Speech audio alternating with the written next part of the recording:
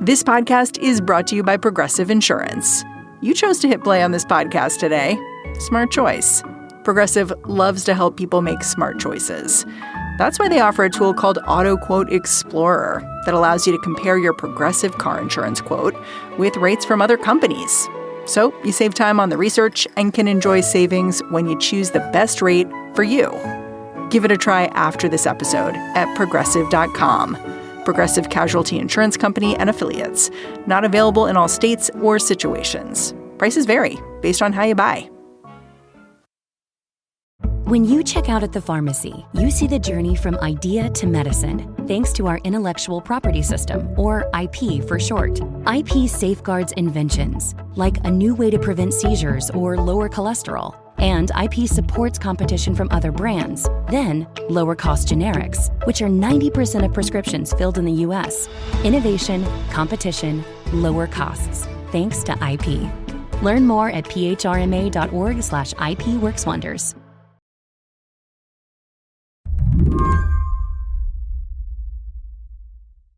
If over the weekend you heard that Kash Patel was the guy Donald Trump wants to lead the FBI, and you thought, hold it, who is Kash Patel? Don't worry, you're not alone. Elaina Plott Calabro spent a lot of time this summer tracking down old friends and colleagues of Patel's for a profile in The Atlantic. When I asked her how her sources responded when they picked up the phone, she said this. A lot of people are sort of surprised just because, as I kind of noted in my piece, a lot of the American public is pretty unaware of who he is or was until, a few days ago. So they're like, you want to know about that guy? Yeah, they're like, I remember one high school classmate being like, yeah, I remember him. Did he go to jail? And I said, no. I'm a political reporter, and oftentimes I am kind of the one telling them about his journey. Kash Patel's journey has been swift. He transformed from a public defender to a prosecutor. Then he worked on the House Intelligence Committee, where he caught Donald Trump's eye. He wrote this memo that accused the FBI and DOJ of being biased against the Trump administration. Now, Patel is a Trump world thing. He sells America First merch, even a children's book about Trump. It's called The Plot Against the King.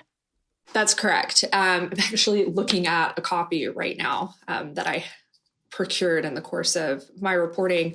Kash Patel in this book is a wizard. He calls himself the distinguished discoverer, the person known far and wide as the only person who could discover anything about anything. Can you read me like the first page? So there's this one part that I think kind of crystallizes the point for those who don't want to get out and order this on Amazon. Kash stood up and addressed everybody. Everybody, I am Kash, the great wizard and the distinguished discoverer. I have discovered that the King Donald is innocent. He did not work with the Russianians, and he did not cheat. You chose him, so he became king, fair and square. Many people would see it as problematic that you're saying Donald Trump has become king. Like, we don't do that in the United States. It's so weird to embrace that to me. I would say so. A lot of Americans disagree, though. I remember in my reporting, I reached out to somebody who had access to BookScan, whereby you can determine how many sales have been made of a book. And this book sold astonishingly well. You've called Kash Patel the man who would do anything for Trump. Why do you say that?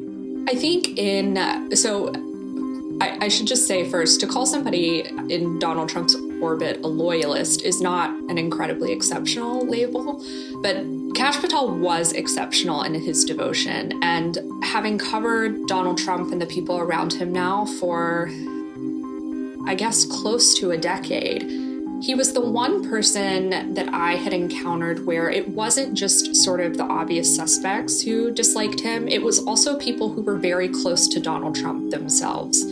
Donald Trump was the only person who actually seemed to trust and respect him. Today on the show, Kash Patel, the Trump loyalist who even other Trump loyalists seem to hate. I'm Mary Harris. You're listening to What Next? Stick around.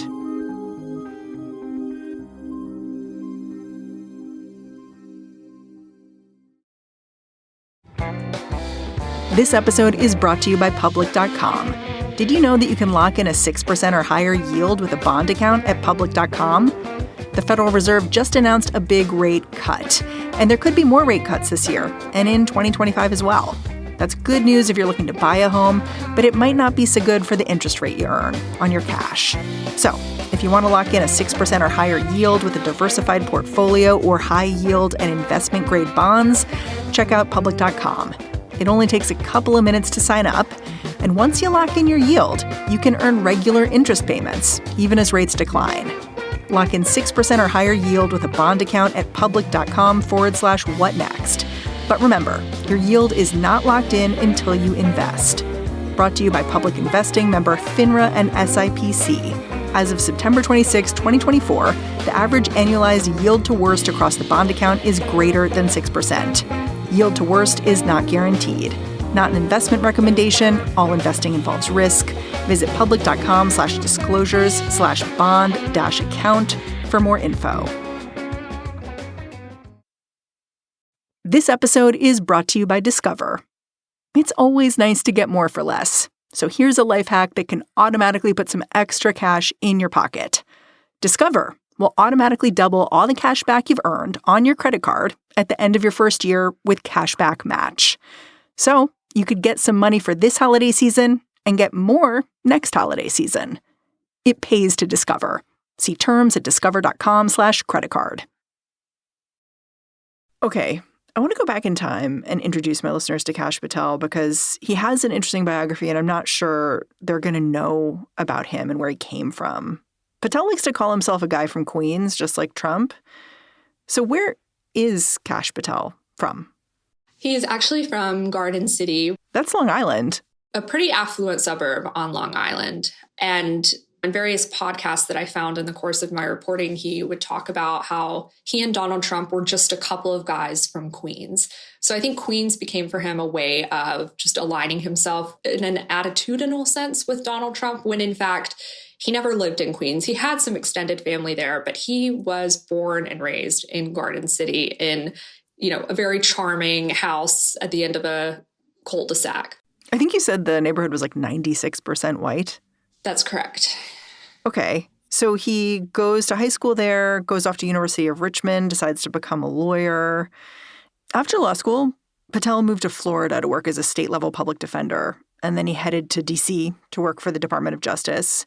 You actually went through a bunch of trial transcripts to hear how Patel sounded in court. Why'd you do that? What'd you learn from it?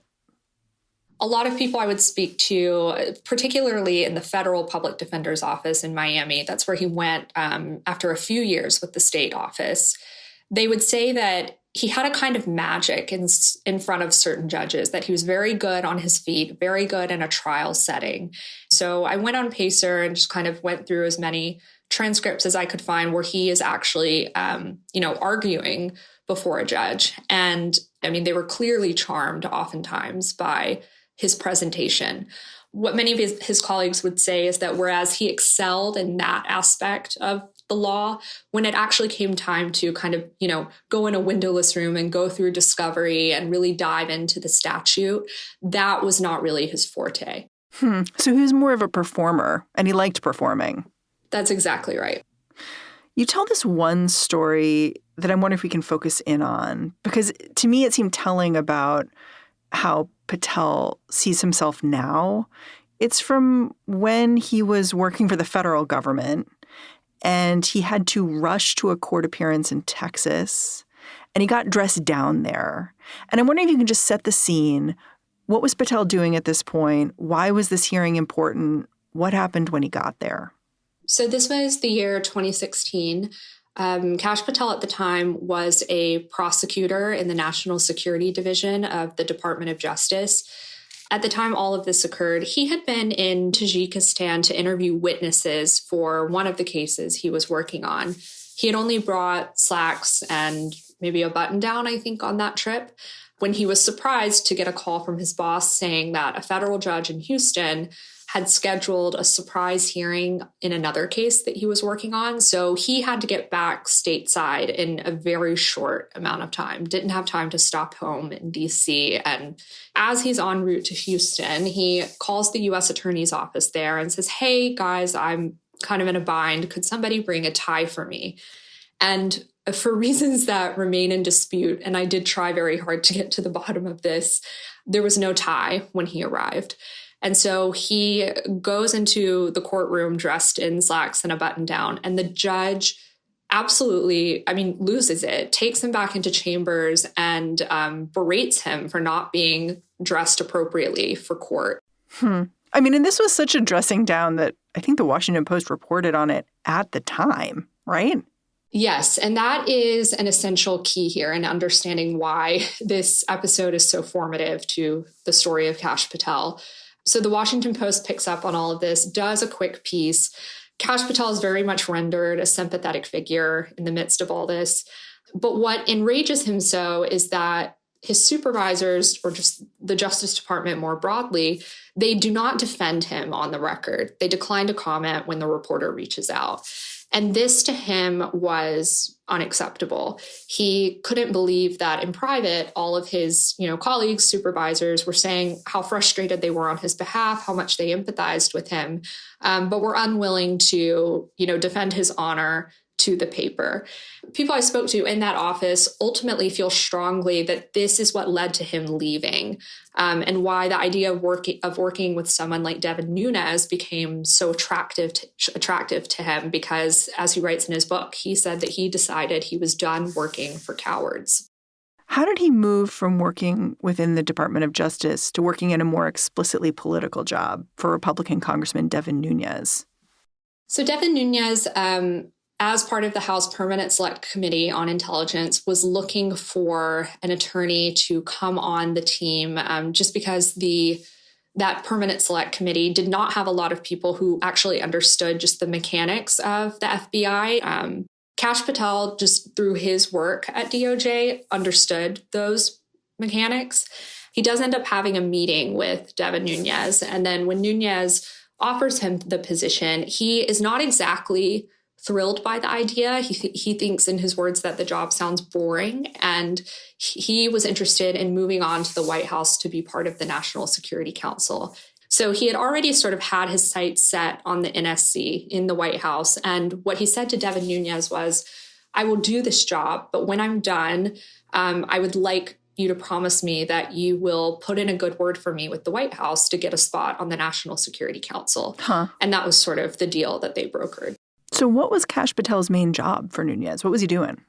He was really helpful just in sort of architecting their subpoenas and, making sure that they knew specifically what should be asked for from agencies like the FBI. But he also just became a huge investigatory presence. And so all of that manifested, I think, in the thing that he would soon become best known for, which was authoring the committee's Russia memo, where he sort of got into problems with the FISA application on the FBI's part to surveil Trump aide Carter Paige. Yeah, let's explain this a little bit, because in his infamous 2018 memo that he wrote for Devin Nunes, did Kash Patel get things right? And how was it received by the media at the time? I think there were things that he got correct, particularly with respect to abuses in the FISA application process by the FBI. Unfortunately, those things that he actually did credibly identify as abuses, I think it was sort of drowned out by the memo's overall conclusion that there was a broad-based multi-agency conspiracy to ensure that Donald Trump never became president.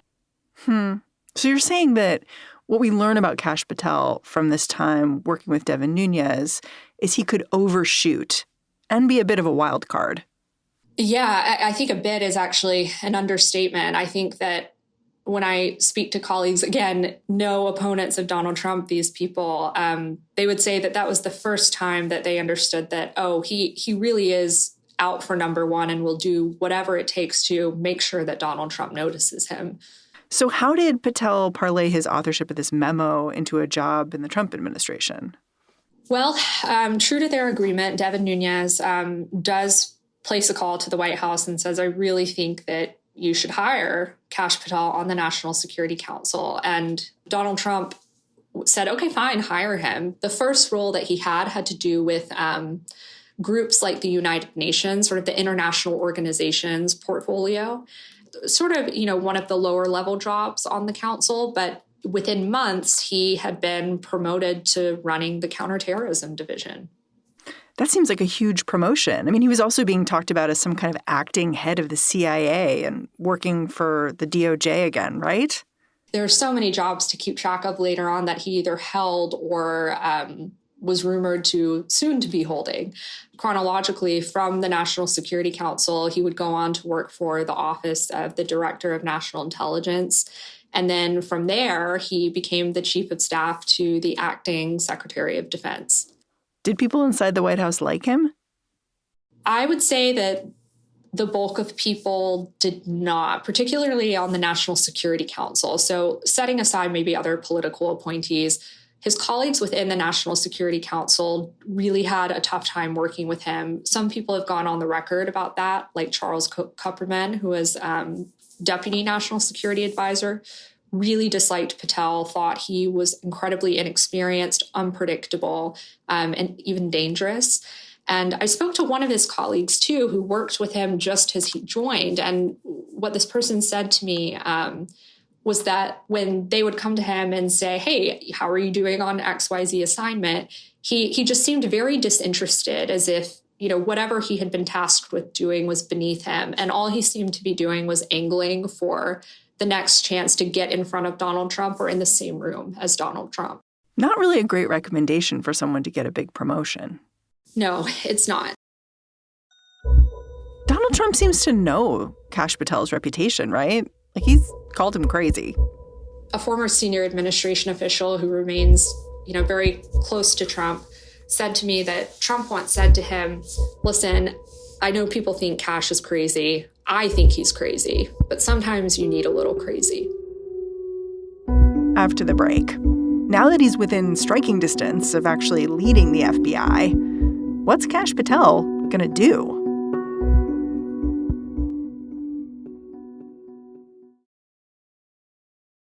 This episode is brought to you by Discover.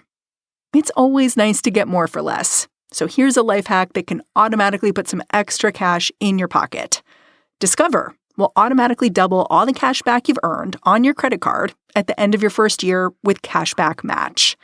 So you could get some money for this holiday season and get more next holiday season. It pays to Discover. See terms at discover.com/creditcard. This episode is brought to you by LifeLock. The holidays mean more travel, more shopping, more time online, and more personal info in places that could expose you to identity theft. That's why LifeLock monitors millions of data points every second. If your identity is stolen, their US-based restoration specialist will fix it, guaranteed or your money back. Get more holiday fun and less holiday worry with LifeLock. Save up to 40% your first year. Visit LifeLock.com/podcast. Terms apply. Okay, let's talk about what happens now that Trump has said he'd like Patel to lead the FBI. There are a few issues here. The first being that the FBI already has a leader who Trump himself appointed. So how would this work? The FBI director does serve at the pleasure of the president, so Donald Trump can fire him. He's done it before. What was so interesting to me about, and so shocking really, about the announcement was I immediately assumed, it must be Deputy FBI Director. Because throughout my reporting, I was told by so many people close to Trump that, everybody very soberly understood that Kash Patel could not get a Senate confirmed position. He just would not have the votes for something like that. So people, you almost couldn't believe it, that it was like go for broke here, just director. At this point, I guess I shouldn't be surprised by anything, but I really was surprised by this. Do you think he would make it through a confirmation process? I just feel whatever I say, I'm just going to eat my words later. If Matt Gaetz couldn't get through, it's sort of these like very minor distinctions between nominees now that makes one seem slightly more palatable than the other. And that mere fact of comparison is probably what's going to allow a lot of these nominations to get through. You know, Kash Patel has talked to a lot of conservative people loudly on a microphone, and it gives us some idea of how he might behave if he was actually leading the FBI. He told Steve Bannon last year that as part of a second Trump administration, we will go out and find the conspirators, not just in government, but in the media. Yes, we're going to come after the people in the media who lied about American citizens, who helped Joe Biden rig presidential elections. We're going to come after you. Whether it's criminally or civilly, we'll figure that out. The one thing How do you think he could do that? I'm so glad you brought up that Steve Bannon podcast and the fact that Kash Patel in that podcast uses the plural when he talks about Joe Biden rigging elections. He's talking there presumably not just 2020, and I would hear this from a lot of people on the right in the lead up to November. They were bracing for a loss and bracing for the opportunity to once again blame it on the left rigging the election. And so I think for a long time, Kash Patel was somebody who was in that sort of mentality. We're not going to win. And so I get to stay on podcasts and talk about everything I would do if I'd been in office to punish them. And so, yes, now that they're actually there, in terms of what it actually looks like, day to day, mechanically, for them to carry out these sort of revenge-driven escapades that they've been touting for the last several months, it's possible that they don't even know. Yeah. I mean, there's this one story you reported out back in August that I thought was worth retelling because it gets into what Kash Patel has done when he has had authority in the West Wing. It's about this international rescue in October 2020. Patel had some responsibility for it. Can you just walk me through briefly how Patel used his authority and what happened? Sure. So at the time, Kash Patel was running the counterterrorism division of the National Security Council. We had a hostage rescue mission in motion. There was an American farmer in Niger who had been kidnapped, sort of like along the Nigeria border, and had gotten to the point, it was a multi-agency effort, had gotten to the point where the final outstanding task was to get airspace clearance rights from Nigeria, essentially for our SEALs to be able to fly over and not get shot down. At one point, Kash Patel is on the phone with somebody in the Pentagon who says to him, have you heard if Secretary of State Mike Pompeo has gotten the clearance yet? And Kash Patel says, oh, yes, he got it. And this person says, okay. And then, so the mission is a go. It's been greenlit. Secretary of Defense Mark Esper, however, soon receives word, after a few hours, I should say, that in fact, the United States does not have the airspace clearance. And at the time, the SEALs were about 15 miles off of the international border. So there was sort of a mad scramble to communicate to them that we don't have the flyover rights. You need to stop. And it gets to a point where Secretary Esper is, going to the Situation Room and sort of putting it to the president and saying, this is kind of your call now. We either go ahead and fly over, risk being shot down, or we abort the mission, which is possibly our last real chance to get this hostage and risk him being killed. But it just so happened that before Donald Trump even had to answer that question, Mike Pompeo's deputy calls in and says, we got it. We got the rights. And so we end up extracting the hostage. The mission is successful. This is so sloppy and disorganized and wasteful. In such a high stakes moment, too. This is not just, kind of running a marginal taxation bill through to the president's desk or something like that. So there's really no cheering after the hostage is saved because it could so easily have gone the other way. And so I was told by two sources who witnessed this exchange outside the Situation Room that the Pentagon official, who was quite senior, to whom Kash Patel had given the green light, said to him, and I won't repeat the expletives, but what the F were you thinking? And Kash Patel said, and again, this is two sources who witnessed the exchange, if nobody got hurt, who the F cares? Kash Patel, I should note, denied this in my reporting, and I have that noted there in the piece. But to this day, when I talk to former administration officials who worked closely with Kash Patel, this is the episode that they can't get out of their minds, in large part because they still don't know what motivated him. Secretary Esper came to the conclusion, and he writes this in his memoir, that Kash Patel had just made the story up. What people around him, and to an extent, what I find so chilling is that I don't know what motivated him in that moment. I don't know what the trade-off he saw or what possible advantage there was in, if Esper is correct, the fact that he just made the story up. It seems to me that this mysteriousness is part of the trouble with Kash Patel. With someone who's a true believer in a certain ethos in the Trump administration, like Stephen Miller, who just wants no more migrants, like very clear what he is advocating for, you at least know where he's coming from.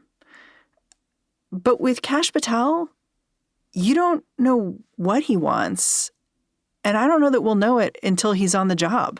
I think that's right. Not only what he wants, but what levers of power that he is actually able to pull.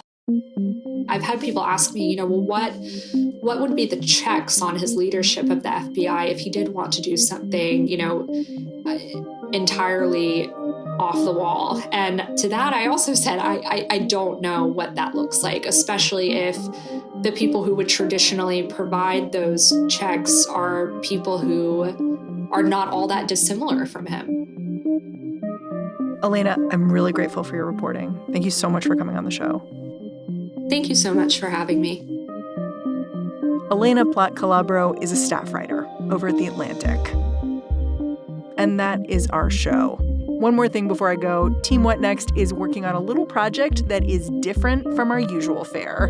And I've got a question for you. In this very weird moment between administrations, when maybe you need to get some feelings out, what is your karaoke anthem? I don't know about you, but I have a stack of songs I want to belt out on a tabletop these days. If you do too, give a call. Tell me more.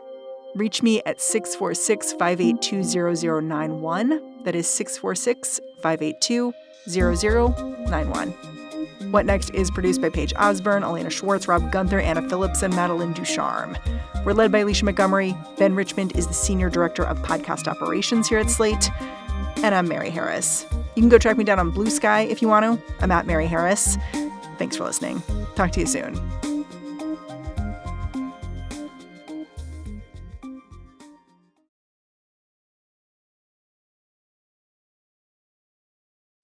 If you're a maintenance supervisor for a commercial property, you've had to deal with everything from leaky faucets to flickering light bulbs. But nothing's worse than that ancient boiler that's lived in the building since the day it was built, 50 years ago. It's enough to make anyone lose their cool. That's where Grainger comes in. With industrial-grade products and dependable fast delivery, Grainger can help with any challenge, from worn-out components to everyday necessities. Call, click Grainger.com, or just stop by. Grainger, for the ones who get it done.